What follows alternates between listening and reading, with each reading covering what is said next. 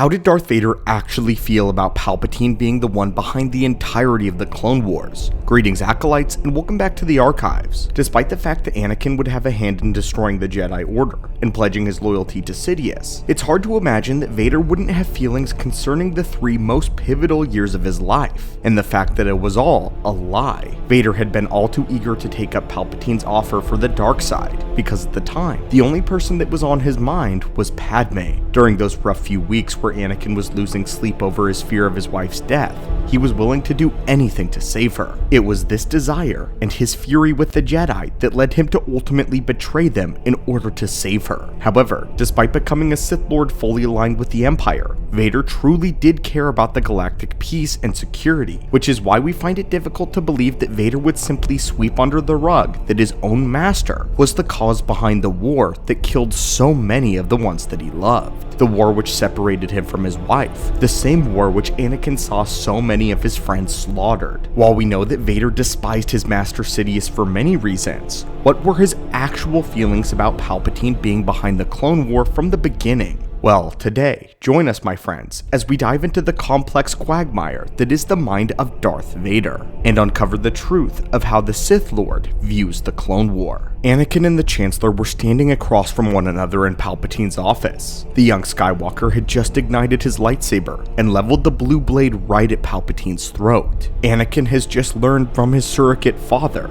and mentor that he had been a Sith Lord that they had all been looking for. All of the horrific implications of such a discovery crashed down at once. The entire war had been a sham. Nothing but a game underneath a single mastermind, everyone playing their parts as pawns. In this moment, we can see all of the trust for Palpatine in Anakin's eyes drain like a busted hourglass with the sand dripping. This man, who had been his only confidant and trusted friend, the only person in the galaxy that Anakin felt truly understood him. He was the monster in the shadow. He had orchestrated the deaths of millions. The man that led the Separatist uprising which cost all the lives of Anakin's troopers and fellow Jedi. The horrors of the war that had fundamentally changed Skywalker, disfiguring him both mentally and physically. This could all be attributed to Palpatine. Dooku, Grievous, Ventress, the problems with the Senate, the untold piles of bodies in the galaxy.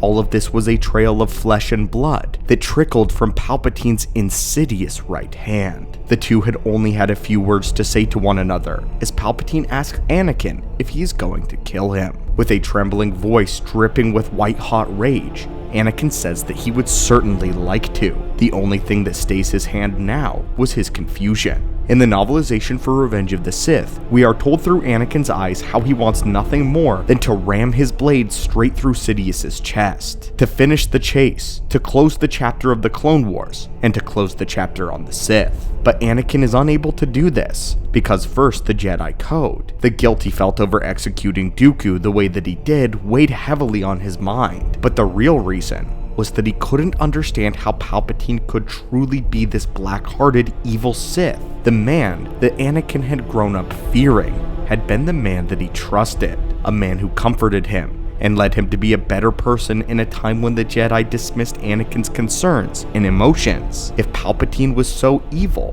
why had he been such a caring father to Anakin? These questions and more buzzed in his mind so much that it was making him dizzy. But resolutely, Anakin declares that he is going to do the right thing, to turn Palpatine over to the Jedi Council. Anakin is conflicted, but he believes that he is doing the right thing. But as the story goes on, all of Anakin's duties as a Jedi and the Guardian of the Galaxy is tread underfoot of his concerns about Padme. This eclipses his mind, the death of his wife. We all know how it goes. Anakin made his decision, but purely because of his wife's sake. But that, of course, would come to nothing with leaving Anakin without his wife, friends, life, and even his old body. Once it was all said and done, there was nothing for Darth Vader except the Empire and his master, Sidious. Vader realized the ultimate trap of the dark side, but he was too far gone. In the first weeks within his suit, Vader would sulk on his failure, all about how life had been unfair,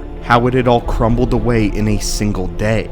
And during one of his ruminations, we finally get to see Vader's mind swing around to a rather forgotten topic of Palpatine's most egregious sin. What we do know is that Vader and Sidious never really talked of the Clone Wars, nor did Vader ever actually discover the true depths of his master's plan, but he didn't really need to. Vader could follow the red yarn himself and see the entire machination become unraveled, and of course, Vader was filled with hatred for Sidious. In fact, in the rise and fall of Darth Vader, Vader confirms to us that it is indeed his plan to get revenge on Palpatine once he and Padme were in a position of rulership. The second that Palpatine revealed himself to be a Sith Lord, Anakin truly did hate him. This is what the novel says. In fact, he hadn't killed the Jedi to serve Sidious, though Sidious was meant to believe that it was just that. In his arrogance, Sidious was unaware that Anakin had seen through him. Had the Sith Lord thought he would simply shrug off the fact that from the start, Sidious had been manipulating Anakin and the war? No,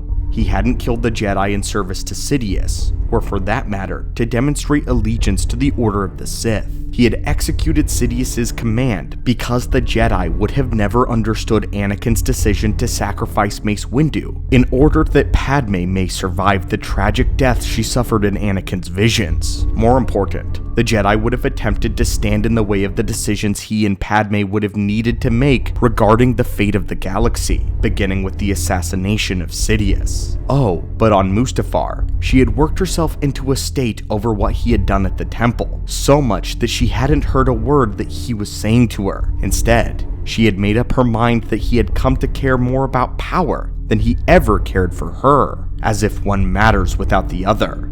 And then, the cursed Obi-Wan had shown himself, interrupting before Anakin could explain fully that everything that he had done in Palpatine's office and in the temple had all been for her sake, and that of their unborn child. Had Obi-Wan not arrived, he would have persuaded her to understand. He would have made her understand. And together, they would have moved against the Sith Lord. Here Vader's feelings are finally revealed. The first being that he has still very clearly missed the mark. Vader's mind is warped by the dark side and his own lust for power that he was literally incapable of seeing what he was doing to Padme. He couldn't see that Padme, someone who has always advocated for peace and protection of life, would be heartbroken by him slaughtering the Jedi, including children, and then trying to conquer the galaxy in her name. The tragedy is that despite everything he went through, Vader misses the entire point of this interaction. But we also learn that Anakin planned on killing Palpatine the moment that it was convenient. To Vader, Sidious was the way to rid the galaxy of the Jedi and establish a new empire that he would rule. In the Episode 3 novel, there is a passage that clues us into Anakin's thoughts on Mustafar. Anakin describes how once he had gotten the information from Palpatine, their relationship was going to undergo a deadly change. Anakin planned from the beginning to rid the galaxy of the Sith as his destiny foretold, but with that, the Jedi would be gone too,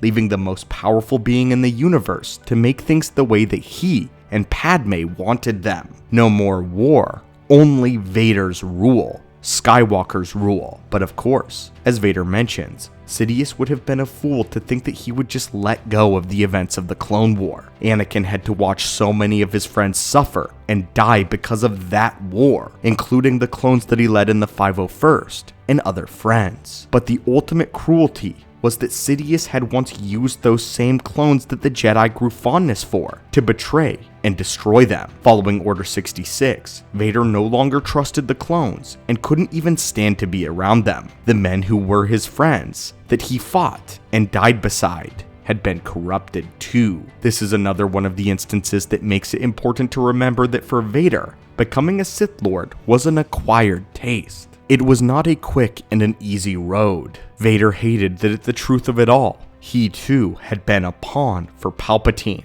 a cruel joke to his punchline, and now he was still a slave to him. In truth, he hated him for the Clone Wars, and he hated him for who he really was. But anyway, my friends and acolytes, what are your thoughts on this? What are your thoughts on Vader's opinion of the Clone Wars and Palpatine being the man behind everything? As always, my friends, thank you so much for watching the video today, and as always, may the Force be with you.